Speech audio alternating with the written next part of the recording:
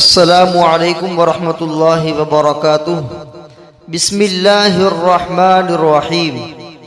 کفر و شرک کا بیان۔ آپ صلی اللہ علیہ وسلم کو عالم الغیب کہنا جائز نہیں اور نہ آپ کو علم غیب تھا۔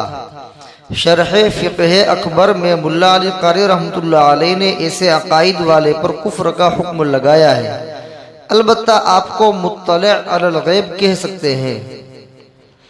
شرح الفقہ الاکبر مسئلۃ فی ان تصدیق الکاہن بما یخبر به من الغیب کفر، صفحہ 253، فتاوی بسم اللہ جلد 1، صفحہ 397۔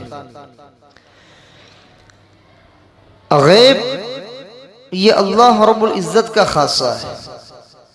غیب کی باتوں کو جاننے والا صرف اور صرف اللہ تبارک و تعالی ہے، اور اس سے پہلے بیان کیا گیا تھا کہ جو صفت اللہ کے ساتھ خاص ہو وہ صفت کسی دوسرے آدمی کے ساتھ چسپاں کرنا، کسی ولی کے ساتھ، کسی بزرگ کے ساتھ، کسی پیغمبر کے ساتھ چسپاں کرنا یہ جائز نہیں بلکہ کفر ہے۔ لہذا نبی کریم صلی اللہ علیہ وسلم کے بارے میں یہ عقیدہ رکھنا کہ جس طرح اللہ رب العزت کو علم غیب ہے، اسی طریقے سے نبی کریم صلی اللہ علیہ وسلم کو غیب کا علم تھا، یہ کفر ہے۔ ملا علی قاری رحمۃ اللہ علیہ نے ایسے عقیدے رکھنے والے کے اوپر کفر کا حکم لگایا ہے۔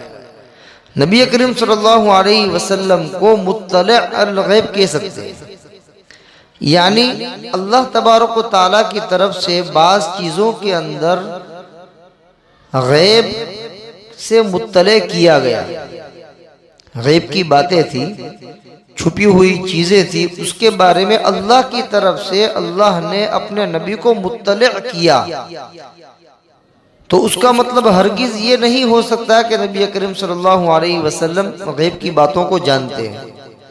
جتنا اللہ نے بتایا اتنا اللہ کے نبی کو معلوم ہوا، تو گویا کہ مطلع علی الغیب ہوئے، عالم الغیب نہیں ہوئے۔ عالم الغیب صرف اللہ تعالیٰ ہے، لہذا ایسا عقیدہ نہیں رکھنا چاہیے۔ یا نبی السلام علیک پڑھنا منع ہے، خاص کر جب پڑھنے کے وقت نیت یہ ہو کہ نعوذ باللہ آپ صلی اللہ علیہ وسلم حاضر و ناظر ہے، کیونکہ ایسے عقیدے سے پڑھنا کفر ہے۔ وفی البزازیہ قال علماؤنا من قال ان ارواح المشائخ حاضرۃ تعلم یکفر، بحر الرائق کتاب السیر باب احکام المرتدین جلد 5، صفحہ 209، فتاوی بسم اللہ جلد 1، صفحہ 446۔ یا نبی السلام علیک پڑھنا منع ہے، اے نبی تم پر سلامتی ہو۔ پڑھنا منع اس لیے ہے کہ اس میں گویا کہ نبی کریم صلی اللہ علیہ وسلم کو حاضر ناظر ماننے کا گویا کہ تصور ہوتا ہے، حالانکہ نبی کریم صلی اللہ علیہ وسلم ہر جگہ حاضر ناظر نہیں ہے، وہ تو اپنی قبر اطہر کے اندر اپنی بقید حیات ہے۔ تو نبی کریم صلی اللہ علیہ وسلم اپنی قبر مبارک کے اندر زندہ ہے، اور یہاں بیٹھے بیٹھے کوئی آدمی یوں کہے کہ اے نبی آپ پر سلام ہو، تو گویا کہ جو حاضر نہیں ہے یہاں ان کو حاضر مان کر کے یا نبی السلام علیک کہہ رہا ہے، تو یہ منع ہے۔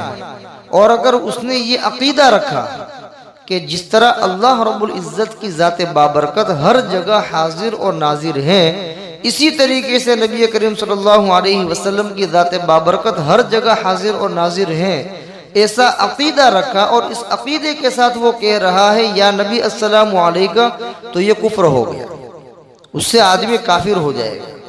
اس لیے ایسے برے عقیدے سے خوب بچنا چاہیے۔ جو شخص حق تعالیٰ کی نسبت یہ عقیدہ رکھے یا زبان سے کہے کہ وہ کذب بولتا ہے، وہ قطعاً کافر ہے اور مخالف قرآن اور حدیث کا اور اجماع امت کا ہے، وہ ہرگز مومن نہیں۔ فتاوی رشیدیہ کتاب العقائد صفحہ 234۔ اپنے ایمان و اعمال کی حفاظت کیجئے، صفحہ 74۔ جو آدمی اللہ رب العزت کے بارے میں یہ کہے کہ اللہ رب العزت جھوٹ بولتا ہے، نعوذ باللہ، اللہ رب العزت کی طرف وہ گویا کہ جھوٹ کی نسبت کر رہا ہے، تو وہ قطعاً کافر ہے، اس کے کفر میں کوئی شبہ نہیں، اس لیے کہ اس نے قرآن کا انکار کیا، اسی طریقے سے حدیث کا انکار کیا، اجماع امت کا انکار کیا۔ اس لیے کہ یہ بات ثابت ہے قرآن سے، حدیث سے، اجماع امت سے کہ اللہ رب العزت سچا ہے، اللہ رب العزت کبھی جھوٹ نہیں بول سکتا، بلکہ جھوٹ کا ایک ادنا سا شائبہ بھی اس کی طرف نہیں ہو سکتا ہے۔ اللہ رب العزت بالکل سچے ہیں اور ان کی بات کبھی جھوٹی نہیں ہو سکتی ہے، یہ قرآن، حدیث اور اجماع امت سے ثابت ہے۔ لہذا اگر کوئی آدمی اللہ کی طرف جھوٹ کی نسبت کر رہا ہے تو گویا کہ قرآن کی مخالفت کر رہا ہے، حدیث کی مخالفت کر رہا ہے، اجماع امت کی مخالفت کر رہا ہے اور قطعی نصوص کا گویا کہ انکار کر رہا ہے، اس سے وہ قطعی طور پر کافر ہو جائے گا، اس کے کفر میں ایک ذرہ برابر بھی شبہ نہیں رہے گا۔ لہذا جو بدمعاش اور جو بدتمیز آدمی اپنی زبان سے اس طرح غلیظ الفاظ استعمال کرتا ہے اللہ رب العزت کے بارے میں کہ نعوذ باللہ اللہ رب العزت جو ہے جھوٹ بولتا ہے یا اللہ رب العزت کی بات جھوٹ ہے، اس طریقے سے وہ کہتا ہے، تو وہ آدمی یقیناً کافر ہو جائے گا۔ اللہ رب العزت کی طرف اس طرح بری نسبت کرنے سے پوری امت کی حفاظت فرمائے اور برے عقائد سے، برے اعمال سے اور برے کردار سے اللہ رب العزت پوری امت مسلمہ کی حفاظت فرمائے۔ وما علینا الا البلاغ۔ السلام علیکم ورحمۃ اللہ وبرکاتہ۔